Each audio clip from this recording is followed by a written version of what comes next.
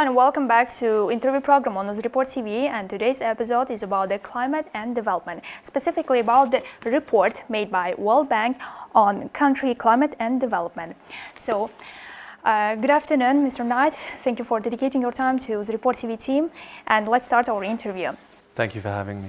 About 2 years ago, the World Bank launched its core diagnostic report analyzing the implication of climate change on social and economic development of countries across the world and now in the future.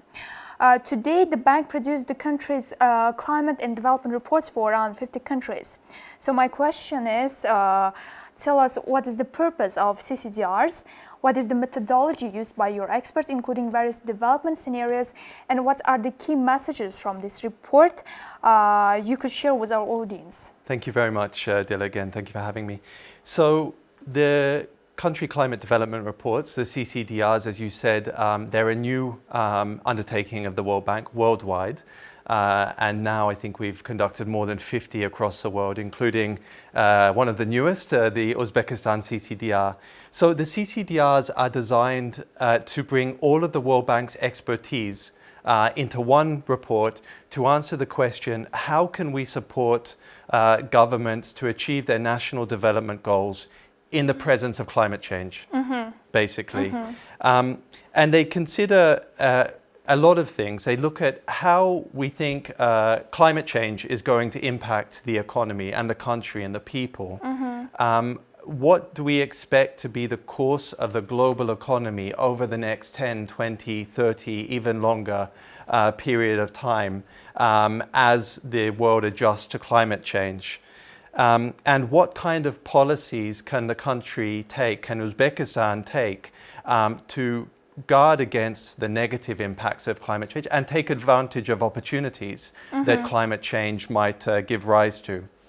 So I wanted to emphasize two important aspects of every CCDR. The first is that they fundamentally look at the problem from the country's perspective.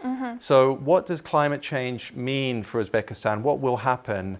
And what can policymakers and people do about it? So we look at, for instance, what are the costs and benefits of different policies and different courses the country can take. So the first one is that it's based on the context of the country. And that means that the recommendations might look very different from one country, from Uzbekistan to another. The second key point is that all CCDRs are based on building a very robust and in many cases new evidence base. So this is about the methodologies that you asked. So all the CCDRs combine robust macroeconomic modeling. So what does it say specifically in the report about Uzbekistan? So I think there would be probably three key findings that I would emphasize from the report. The first is that, you know, something has to give. We can't go on as usual. And that is because we show that Uzbekistan is expected to be quite significantly impacted by climate change. For instance, we illustrate that using the modeling that by 2050, the adverse impacts of climate change will mean that the size of the economy is going to be 10% smaller than it would have been without climate change. We also illustrate that there will be significant stresses on water and agriculture and on people. Increased incidence of heat stress, for instance, we expect will mean that there will be about 3% reduction in jobs or work capability. But secondly, the second, I think, key finding is that Uzbekistan, which is already on a rapid development trajectory, has the potential to progress green growth. So continuing on the existing reform path it is on, but increasingly supporting policies that will promote low-carbon economic activity, will open up opportunities in various sectors of the economy and for people to find jobs. And I think the third point that we emphasize is that going to a low carbon or even a zero carbon economy is a challenge, but it is feasible. There is a CCDR maps out a path through which Uzbekistan could substantially decarbonize or lower its emissions footprint by 2050 and then become entirely zero carbon by 2060. So you mentioned that by 2050, climate change issues can affect the country's economic growth and make it to 10% decrease. So my question is, what are the key solutions? What are the exact and clear solutions that can World Bank advise to us, to the government of Uzbekistan?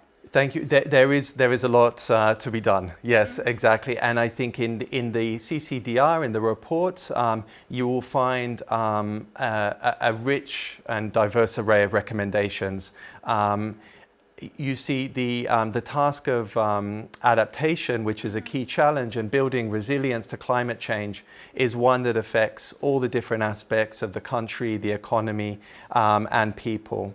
But just, I think, a couple of things that I would like to, emphasize in terms of specifics is, well, first of all, in terms of the critical agriculture sector for Uzbekistan, climate change will put existing agricultural practices under even more stress. They're already under stress with limited available land and scarce water resources. Yes. And we promote the adoption of climate-smart technologies and water-saving technologies in agriculture.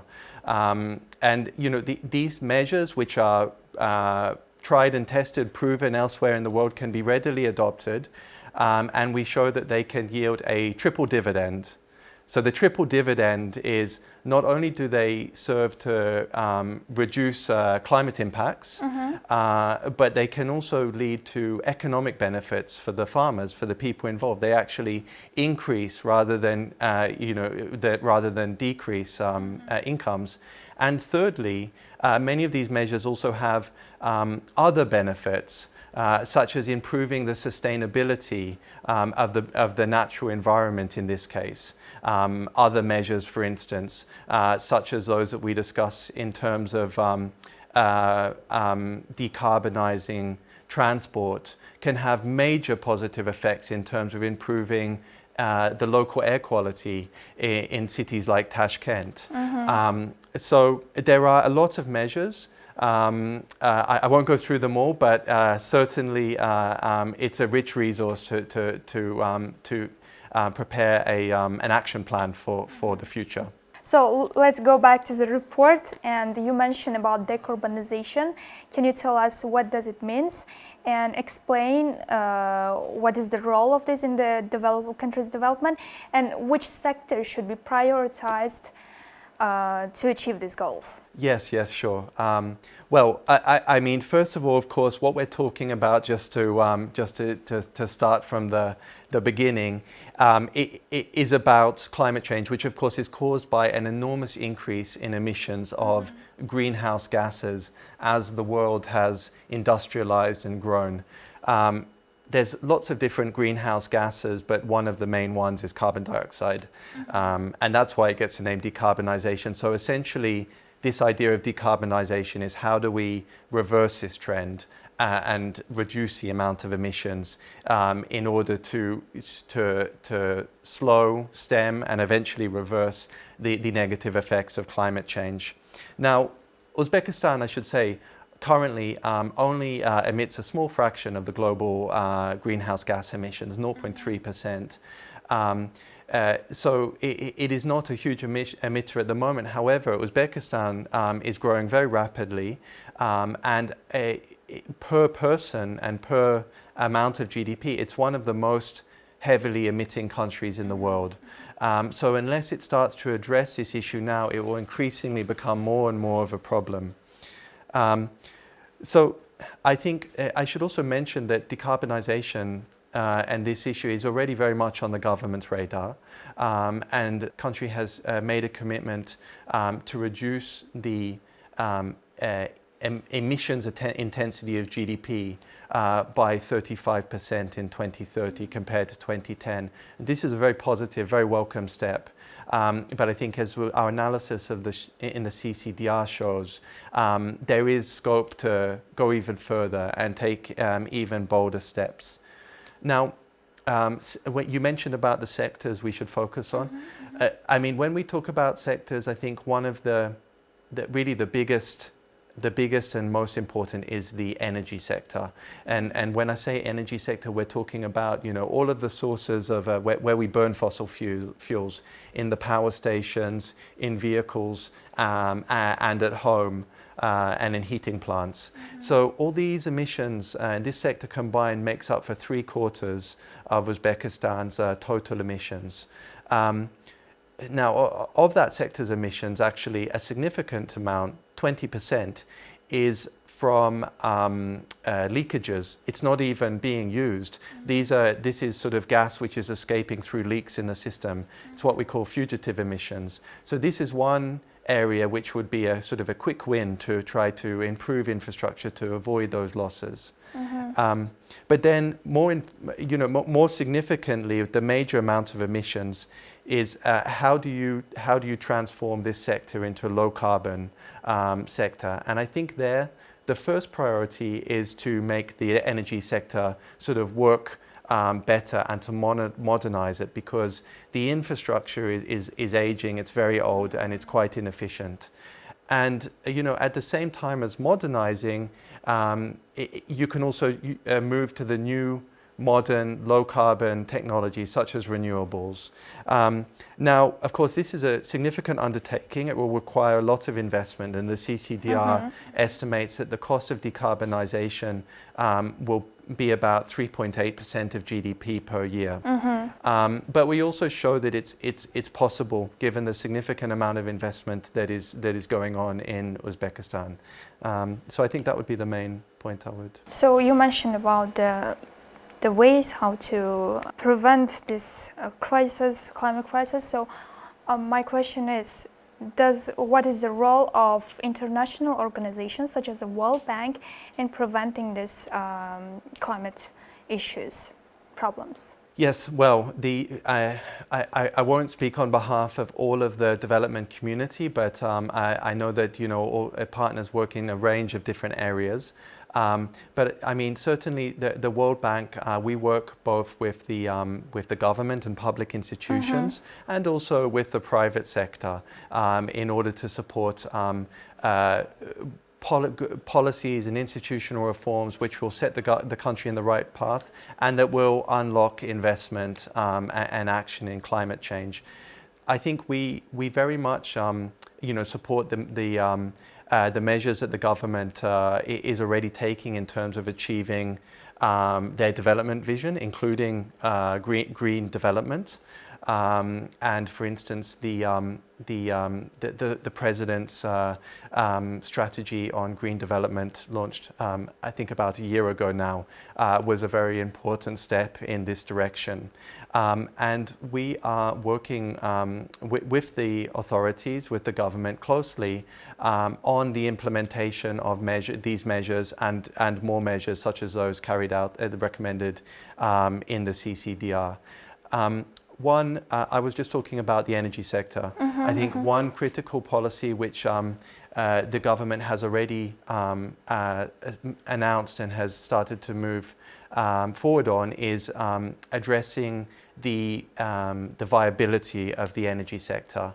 And this means reducing the subsidies which hold prices in the energy sector artificially low.